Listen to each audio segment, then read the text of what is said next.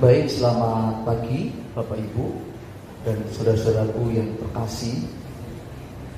Puji Tuhan kalau pada pagi hari ini di pertengahan Desember ini kita dapat beribadah bersama-sama di tempat ini. Pada pagi hari ini saya mengangkat satu topik bahasan kebenaran firman Tuhan yang berjudul memaknai Natal sesuai sejarah. Jadi latar belakang mengapa saya mengangkat pokok bahasan ini itu Bapak Ibu, dikarenakan perdebatan penolakan terhadap Natal di lingkungan gereja yang hari ini begitu sangat luar biasa Bapak Ibu. Penolakan terhadap Natal yang semakin membuat orang-orang percaya, orang-orang Kristen mulai kehilangan kepercayaan diri. Sehingga penolakan dan perdebatan itu memudarkan dan menghambarkan makna Natal yang sesungguhnya. Oleh sebab itu saya tergerak dan saya terpanggil untuk berdiri di atas kebenaran firman Tuhan. Lewat sejarah-sejarah Alkitab, lewat dokumen-dokumen kuno, saya harus menyampaikan sejarah ini supaya Bapak, Ibu, dan saya dapat memaknai Natal dengan benar. Tentunya kita tidak bisa menyampaikan kebenaran ini dari katanya. Kata si itu, kata sana, kata sini. Nanti menjadi sebuah pernyataan yang tidak memiliki landasan. Amin. Saya berharap kebenaran sejarah dari Alkitab harus diungkap dan disampaikan supaya kita tidak salah memandang Natal.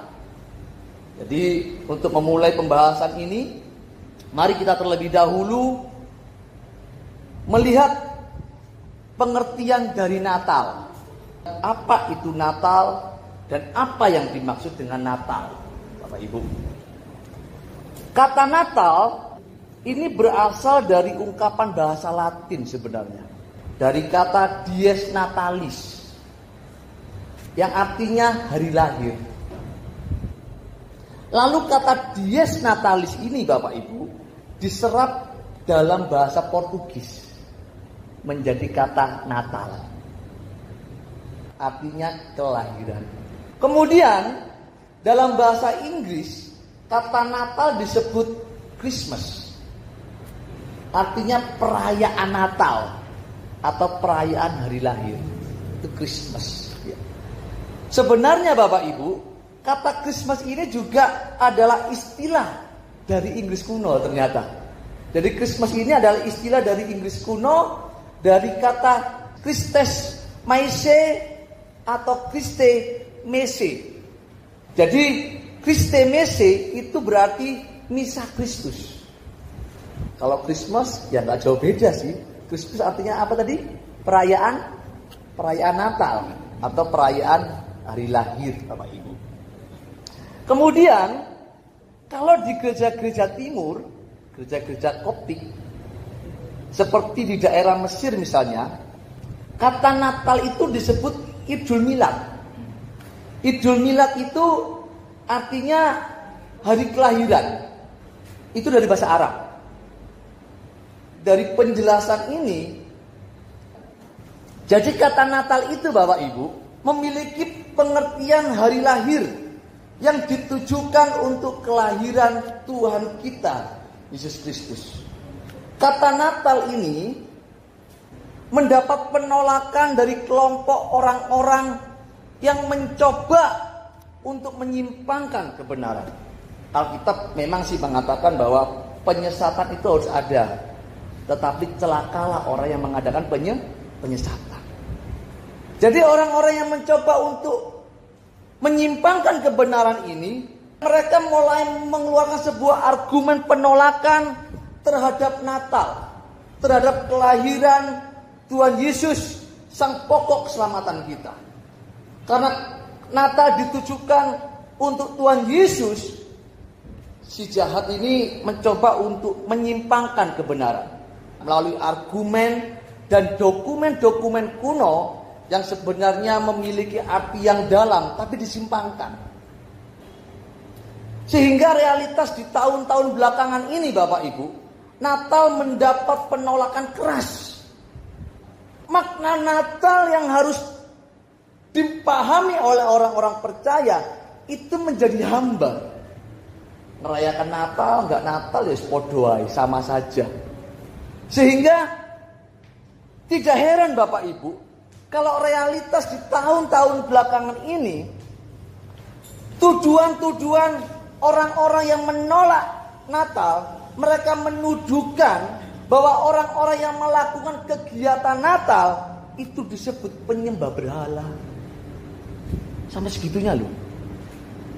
Orang-orang yang menolak Natal, kalau Bapak Ibu ketahui, ternyata adalah orang-orang yang ada di dalam gereja Bapak Ibu.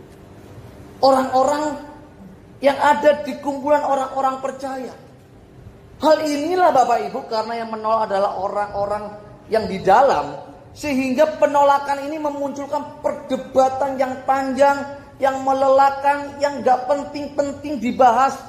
Sehingga dalam lingkungan gereja, di dalam lingkungan gereja itu sendiri menjadi keruh dan menjadi gaduh karena orang-orang yang mencoba untuk menyimpangkan kebenaran. Bagi mereka orang-orang yang menolak Natal ini, dia mengatakan begini, Natal itu sesuatu yang tidak patut dirayakan. Sebab menurut mereka Natal itu bukan perintah Allah dan tidak tercantum di Alkitab.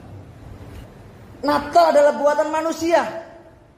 Dari dokumen kuno yang mereka ambil, mereka mengatakan bahwa Natal itu kan keputusan Kaisar Konstantinus Agung pada tahun 325 Masehi.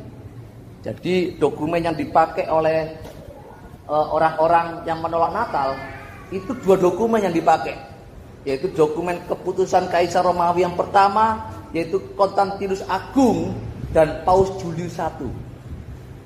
Konstantinus Agung memutuskan Natal pada tahun 325.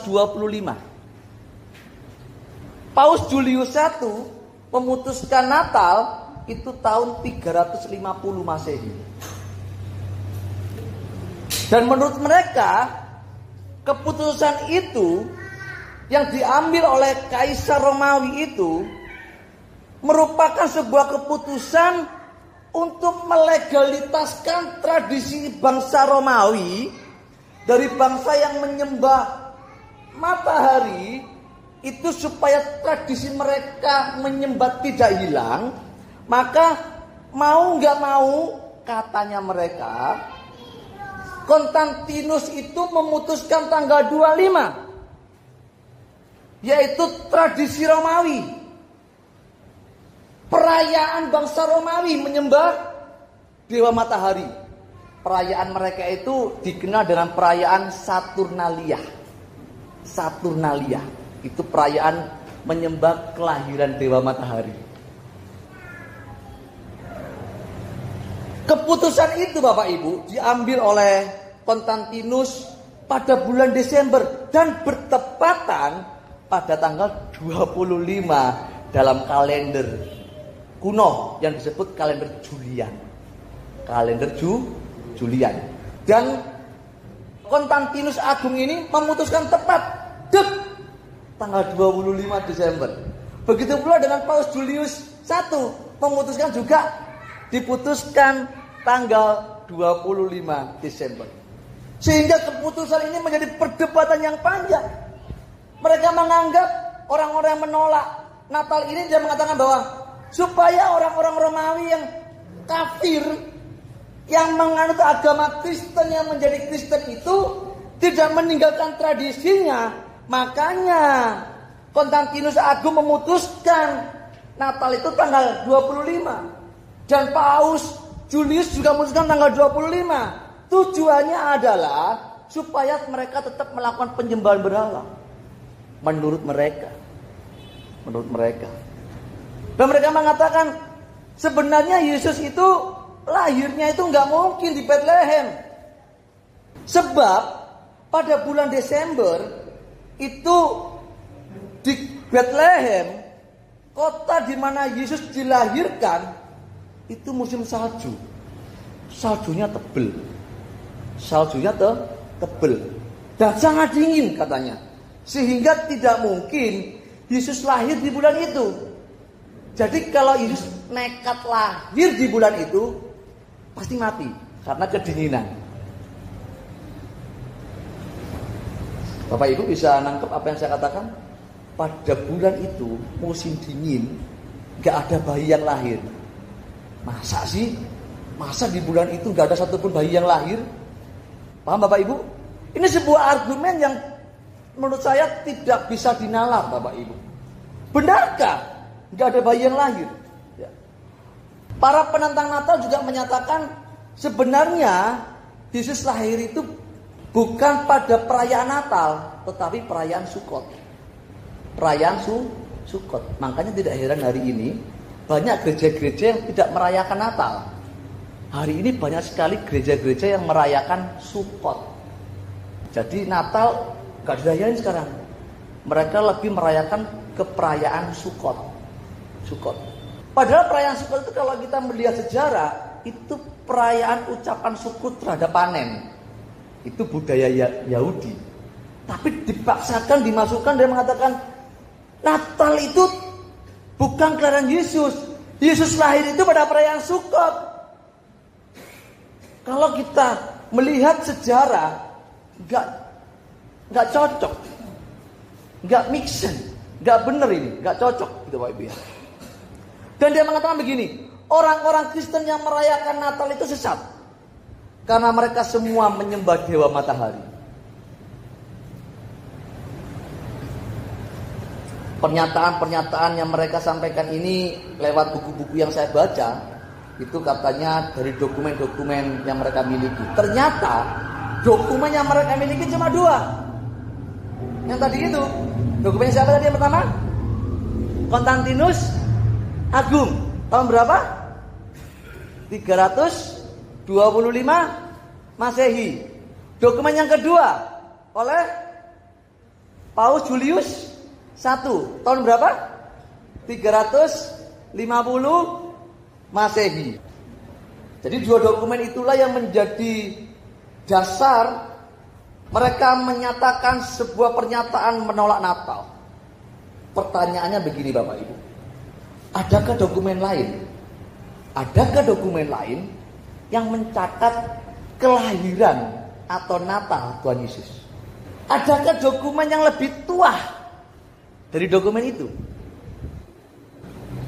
Sebab jika tidak ada dokumen lain untuk membuktikan kelahiran Sang Mesias, kelahiran Tuhan Yesus, berarti bisa jadi nih, memang benar bahwa keputusan Kaisar dan Paulus itulah satu-satunya penetapan Natal tanggal 25. Kalau nggak ada, pertanyaannya begini, ada nggak? Jawabannya adalah ada, Bapak Ibu. Ada. Ya. Ada dokumen yang di atas tahun ini, juga ada dokumen-dokumen yang lebih tua. Tahun 189 Masehi, tahun 225 Masehi, itu ada, gitu. Saya menemukan ada 6 dokumen yang lebih tua dari dokumen ini. 6 dokumen yang mencatat kelahiran Tuhan Yesus.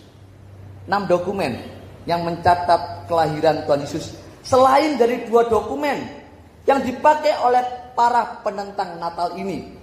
Mari kita melihat ya dokumen-dokumen yang ada sekitar tahun 350 Masehi yang setara dengan tahun di mana Paus Julius hidup, Bapak Ibu.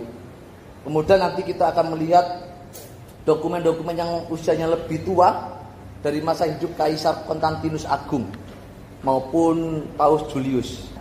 Dokumen yang pertama itu tahun 354. Berarti dokumennya lebih muda.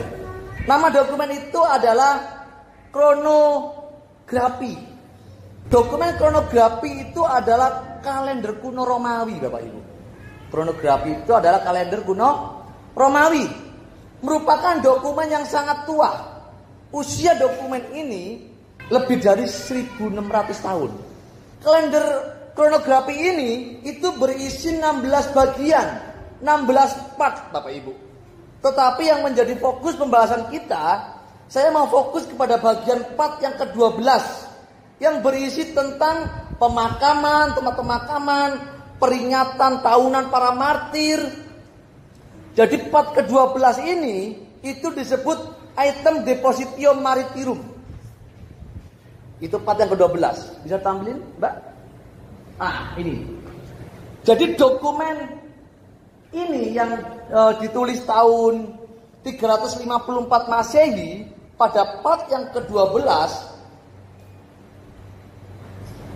di bagian awal itu ditulis begini. 8 kal titik ian titik natus Christus in Bethlehem Judea mense Ianuario. Ini dokumen tua ini. Tahun berapa tadi? 354. Artinya apa Mas Saiful?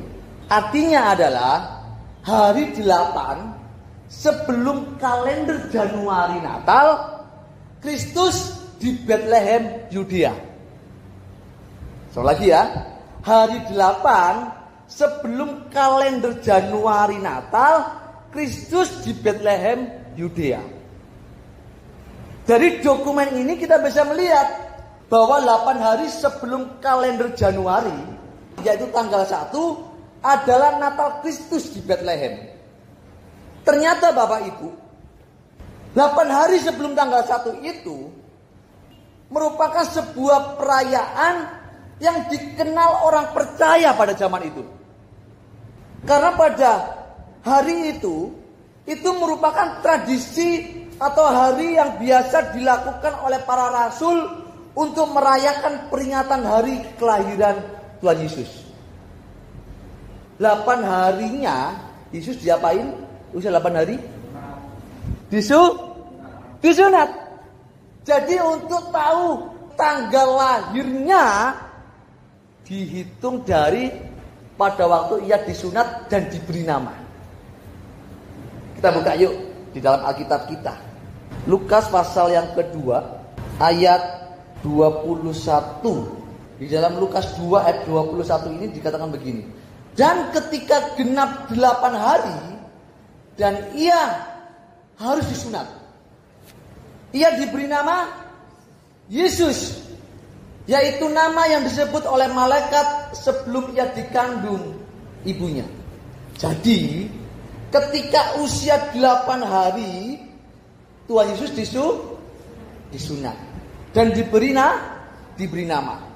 Hal ini dilakukan untuk bayi Yahudi sesuai dengan perjanjian Allah dan Abraham dan sesuai dengan apa yang tertulis dalam Torah. Bapak Ibu kalau baca dalam kitab Torah dalam Kejadian 17 ayat 9 sampai 14, itu ada perjanjian Allah dengan Abraham bahwa bayi yang lahir dari keturunannya harus disunat pada hari ke-8. Yesus salah satunya dari keturunan Yahudi. Ketika ia dilahirkan belum diberi nama dan belum disunat. Tunggu 8 hari. Injil Lukas menulis bahwa pada hari ke-8 Yesus mulai disunat dan diberikan nama pada hari itu sesuai dengan hukum dan tradisi Yahudi yang berlaku pada waktu itu. Pada waktu Yesus disunat itu merupakan tahun Tuhan. Tahun Tuhan yang dikenal oleh masyarakat umum, oleh internasional disebut tahun Masehi. Menurut dokumen kalender ini Bapak Ibu, tanggal 1 itu adalah tanggal dimulainya tahun Masehi. Anno Domini, tahun Tuhan. Hari di mana Yesus mulai disunat dan diberi nama. Itulah tanggal 1 Masehi. Jadi Masehi itu bahasa Arab, tapi serapan dari bahasa Ibrani. Jadi Masehi itu berasal dari bahasa Ibrani, yaitu Mesiah atau Mesias. Mesia atau Mesias ini kan gelarnya siapa? Gelarnya Tuhan Yesus. Jadi kalau kita melihat kalender internasional, tahun sebelum Masehi itu disingkat apa? SM. Tahun sebelum Yesus, maksudnya apa? Sebelum Yesus dilahirkan, sebelum Yesus disunat dan diberi nama, itu disebut tahun sebelum Masehi, SM. Dan disebut BC, before Christ. Sebelum Kristus. Ini Alkitab kita itu luar biasa Bapak Ibu. Makanya kita ini kalau ada informasi-informasi yang masuk ke gereja, janganlah cepat ditelan, bahaya, dikunyah dulu. Ini racun apa bukan?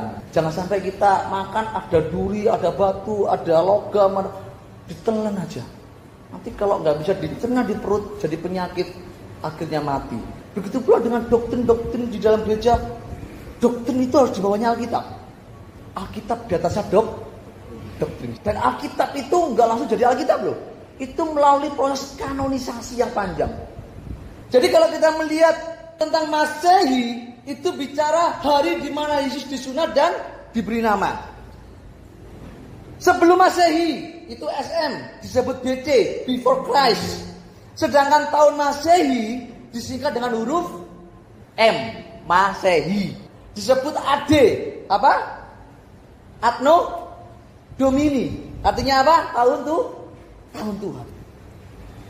Jadi Bapak Ibu, kalau dokumen ini mencatat bahwa Tuhan Yesus disunat dan diberi nama pada hari 1 Masehi, tanggal 1 Masehi yaitu tanggal 1 Januari.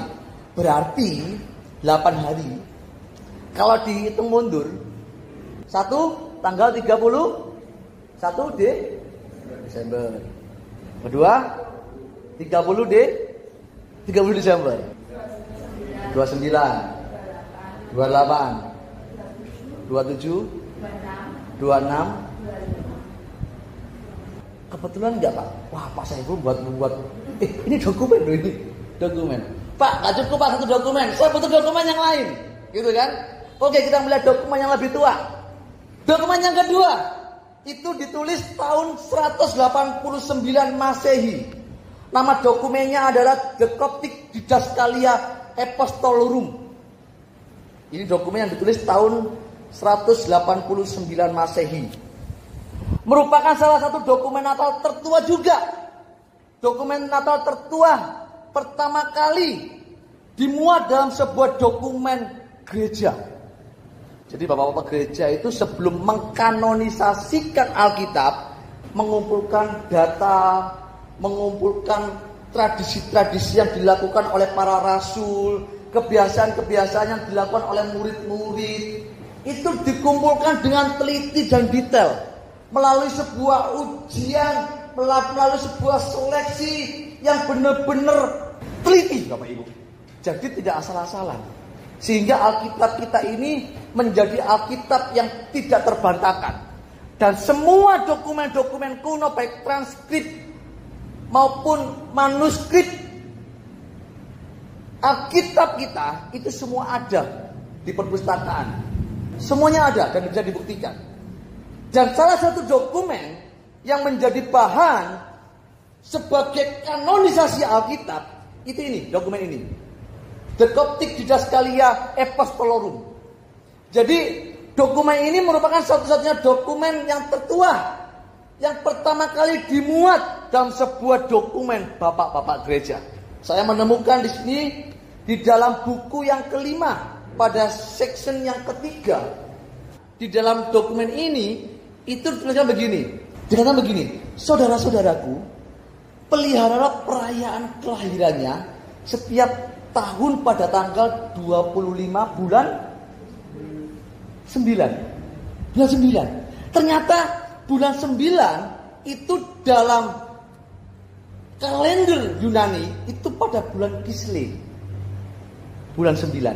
Bisa tampilkan kalendernya Mbak? Bulan Kislev, kalender Kislev. Itu bulan Kislev, itu bulan 9. Yaitu jatuh pada bulan November Desember. Pelan-pelan ya, ini agak susah ya.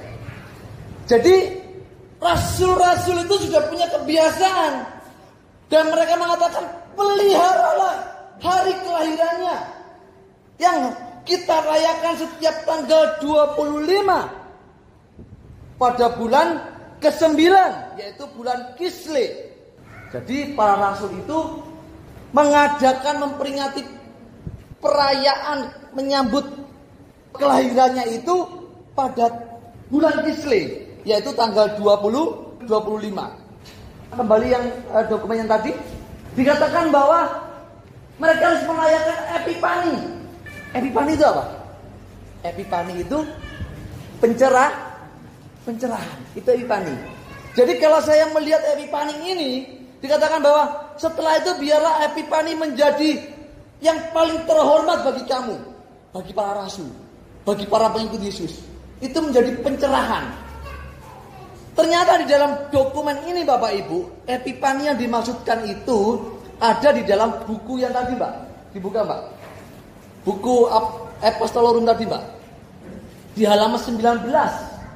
Halaman 19 di nomor yang ke 6, 7, 8. Dikatakan bahwa para rasul itu juga menetapkan bahwa mereka harus membuat hari pencerahan juru selamat dan menjadi awal dari perayaan-perayaan tahunan pada 6 Januari. Pak kok beda Pak? Yang tadi tanggal berapa? 25 bulan ke-9 Kislev. Pak ini kok 6 Januari. Pak kok beda Pak?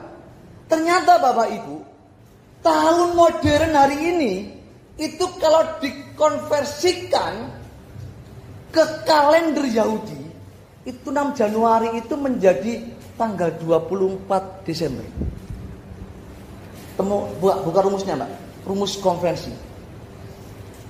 Kita coba konversikan ya. Coba dihapus Mbak, tanggalnya diganti coba tanggal 7 Mbak. Ini mengkonversi tahun modern ke tahun kuno. Ternyata kalau tahun 2019 Januari tanggal 7 tahun ini itu kalau dikonversikan itu jatuhnya pada kalender Julian. Bisa diikut kalender Juliannya Pak? Kalender Julian itu jatuh tanggal berapa? 2018 Desember tanggal 25. Pak saya belum buat rumusnya. Bukan saya yang buat. Ini sudah menjadi sebuah rumusan yang tidak bisa dibantah. Coba tanggal 6 Januari. Ternyata yang dimaksudkan oleh para rasul tanggal 6 Januari itu adalah tanggal 24 Desember. Pas saya buat enggak. Ini sejarah ya Pak. Ini sejarah. Pak berarti Yesus lahir tanggal 24, 25. Bukan saya yang bicara. Sejarah yang berbicara. Pak saya pun berarti setuju dengan tanggal 25, 24 itu merupakan Natal Kristus. Kalau dokumen bilang begitu terus saya bilang apa? Kalau kita melihat dokumen yang ketiga, keempat, kelima, yang keenam, ini lebih panjang lagi, coba saya nggak mau kupas. Sama hasilnya, tanggal 24, 25 Desember, Bapak Ibu. Jadi tanggal itu merupakan tanggal yang sudah menjadi tradisi para rasul, menjadi sebuah perayaan yang harus dirayakan oleh orang-orang percaya pada waktu itu.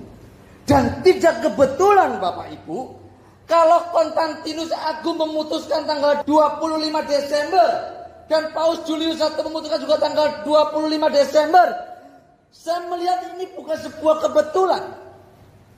Setiap kejadian di dalam sejarah Alkitab, saya mengatakan bahwa ada campur tangan Tuhan yang luar biasa, yang menuntun kepada kebenaran, supaya melalui sejarah itu kita orang-orang di akhir zaman ini dapat melihat dengan jelas sebuah rangkaian besar kebenaran Alkitab yang harus kita pahami dengan benar.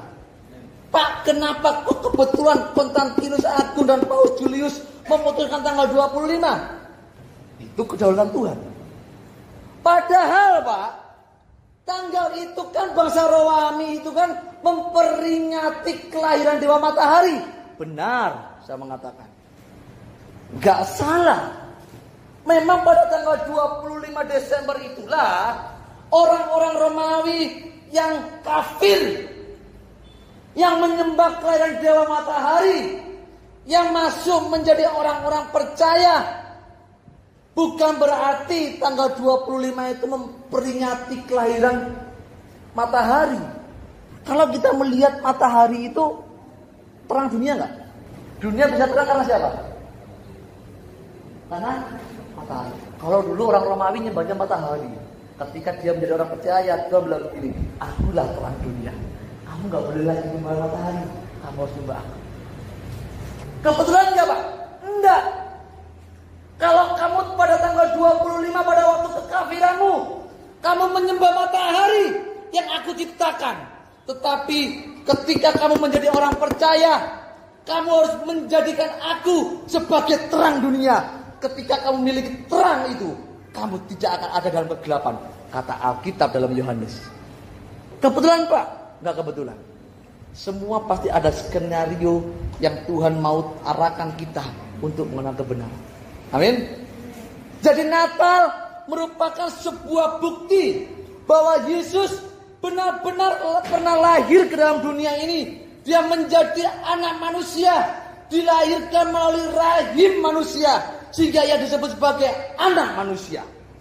Yang menjadi persoalan itu Bapak Ibu, sebenarnya bukan tanggalnya, bukan bulannya, bukan tahunnya, yang diperdebatkan oleh orang-orang yang mencoba untuk menyimpangkan kebenaran. Saya mau tanya, yang dipersoalkan apanya? Bukan tanggal 25, bukan Desember. Yesus itu lahirnya bukan di Natal, tapi di Sukkot. Pertanyaannya bisa begini, andai kata Yesus lahir di bulan Maret, implikasinya bagi kita apa? Andai kata Yesus lahir di bulan Desember, November, Agustus, implikasinya buat kita apa? Kalau tidak membawa dampak yang signifikan terhadap perubahan hidup kita, ngapain kita ini mempersoalkan hari dan tanggal, tahun dan bulannya? Amin. Seringkali orang-orang Kristen yang tidak mengerti kebenaran mudah disesatkan dengan pemahaman-pemahaman yang tidak membawa dampak dalam hidupnya. Orang-orang Kristen yang sibuk dengan kelahiran, dengan tanggal, bulan, tahun, yang tidak memiliki implikasi yang benar dalam hidupnya. Untuk apa?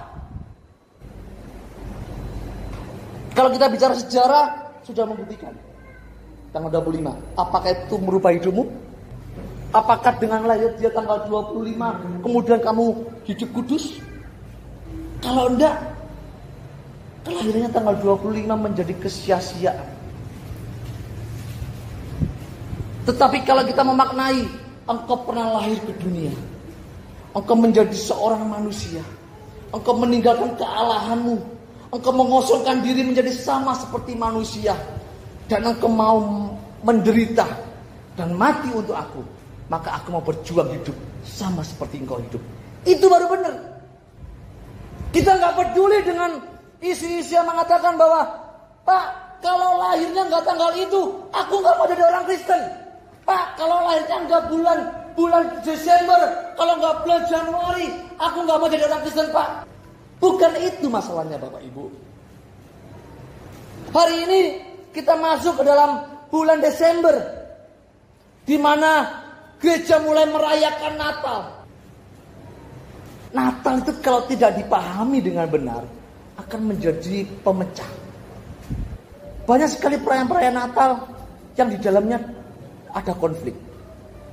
Di dalamnya ada sakit hati. Kenapa? Karena gereja-gereja yang merayakan Natal, orang-orang Kristen yang merayakan Natal, mereka tidak mengerti Makna sesungguhnya, apakah Natal itu? Orang-orang Kristen merayakan Natal, gereja merayakan Natal dengan hiruk pikuk kemeriahan Natal. Dan mereka mengatakan dengan hiruk pikuk dan kemeriahannya itu, mereka mengatakan sudah menghargai kedatangannya ke dunia. Belum. Suara bagusmu di atas mimbar ini belum menghargai kedatangannya ke dunia ini. Persembahanmu belum menghargai pengorbanannya di bumi ini. Kehadiran Bapak Ibu ke gereja ini belum dapat membalas kebaikan dia yang luar biasa. Kalau Bapak Ibu mengatakan aku sudah ke gereja Pak Saiful, sudah kasih persembahan, sudah khotbah Pak Saiful, sudah keren kan saya khotbah. Belum tentu. Bapak Ibu tidak bisa menjadi orang Kristen yang puas dengan pelayanan yang kita gelar setiap hari Minggu, Senin, Selasa, Rabu, Kamis, Jumat, Sabtu. Hidup untuk dirinya sendiri. Gak bisa.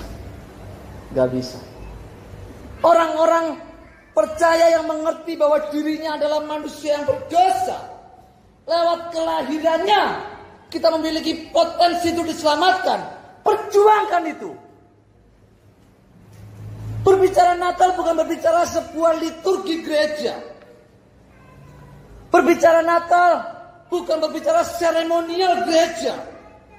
Natal bukan berbicara perayaan yang meriah.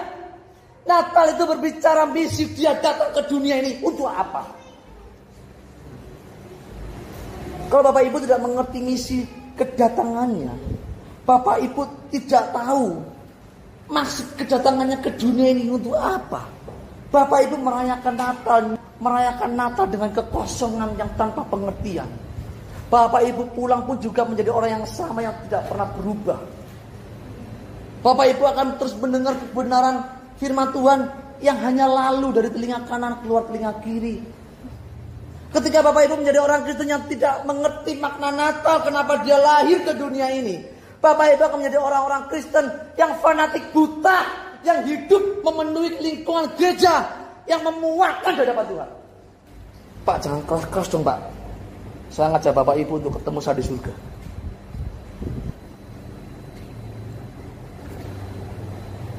Bapak Ibu harus mengerti apa Natal itu. Yang terpenting adalah kita dapat memaknai Natal. Bukan cuma bulan Desember, tapi setiap hari dalam hidup kita. Setiap detik-detik hidup kita. Kita maknai Natal itu. Apa sih Tuhan? Misi kedatanganmu itu apa sih Tuhan? Maksud kedatanganmu itu apa sih Tuhan? Bapak Ibu tahu misinya dia apa dalam dunia ini? Kita baca yuk dalam Matius 1 ayat 21. Saya akan bacakan, Bapak Ibu perhatikan dengan baik-baik. Matius pasal 1 ayat 21, demikian firman Tuhan. Ia akan melahirkan anak laki-laki dan engkau akan menamakan dia Yesus, karena dialah yang akan menyelamatkan umatnya dari dosa mereka. Bapak Ibu yang dikasihi oleh Tuhan, dosa itu merupakan sumber ancaman bencana manusia. Dosa itu merupakan momok yang menakutkan dalam hidup manusia. Dosa itu merupakan sumber malapetaka dan bencana yang dapat membinasakan manusia selama-lamanya, terpisah dari Allah. Oleh karena kedatangannya, oleh karena kelahirannya, dosa dapat diselesaikan. Bayangkan kalau dia nggak lahir. Bayangkan kalau dia nggak datang. Semua manusia langsung meluncur ke neraka tanpa ada penghakiman. Loh, gitu aja loh kalau dipermasalahkan. Gitu aja loh diperdebatkan. Masalah tanggal, masalah bulan, masalah tahun. Bagi saya nggak penting itu sebetulnya. Tapi saya harus menyampaikan dan mengupas kitab sejarah. Saya harus mengupas sejarah untuk membuktikan bahwa Yesus memang pernah lahir ke dunia ini. Dia datang untuk menyelamatkan manusia, melepaskan dosa yang merupakan sumber bencana dari manusia. Dia menyelesaikannya. Dan Bapak Ibu, Menjadi orang-orang yang sudah diselamatkan itu harus menyadari misi ini. Bapak Ibu tidak boleh sembarangan hidup dan merespon dengan salah kebenaran ini. Bapak Ibu kalau menjadi orang Kristen tanpa berjuang untuk menanggalkan dosa dan beban yang merintangi kita ini, Bapak Ibu tidak pantas disebut sebagai orang Kristen. Saya seringkali bilang kalau Bapak Ibu tidak mau bertobat dan tidak mau berjuang dengan sungguh-sungguh, jangan masuk gereja. Bapak Ibu akan menjadi sampah dalam gereja. Bapak Ibu kalau mau menjadi orang Kristen masuk gereja, berjuanglah hidup seperti dia hidup. Gak mungkin, Pak. Sangkal dirimu. Masih daging, Pak. Makanya sangkali dirimu. Barang siapa tidak melepaskan dirinya dari segala miliknya, tidak dapat menjadi muridku. Makanya Bapak Ibu menjadi orang Kristen itu, Bapak Ibu harus benar-benar memaknai kelahirannya ini dengan serius. Bapak Ibu harus mulai peduli dengan dosa yang menjangkiti kita. Manusia itu kan kecenderungannya berbuat apa sih? Dosa. Itu kalau dibiarkan, itu menjadi kanker yang mematikan. Bapak Ibu kalau membiarkan kejagingan dan dosa terus kita pelihara, kita hidupi, kita maknai, waduh dosa itu enak, ya bohong itu enak, utang gak bayar itu enak, ngomongin orang itu enak, gak bergaul dengan Tuhan itu enak. Itu kalau terus dibiarkan, Bapak Ibu akan menjadi orang Kristen, anak Tuhan yang masuk dalam gereja, tapi teridap kanker yang membinasakan. Mulai periksa diri kita. Orang kan, Pak jangan periksa ke dokter nanti tahu penyakitnya. Lebih baik tahu penyakitmu supaya kamu diobati. Pak saya nggak mau nanti di gereja dikasih firman Tuhan, masalah saya tahu semua, dosa saya tahu, saya nggak mau pergi ke gereja Pak. Memang kamu berbakat binasa. Bapak Ibu harus masuk ke dalam komunitas orang-orang percaya supaya lewat kebenaran tulisan yang diilhamkan oleh Allah itu yang memperbaiki kehidupan kita. Amin.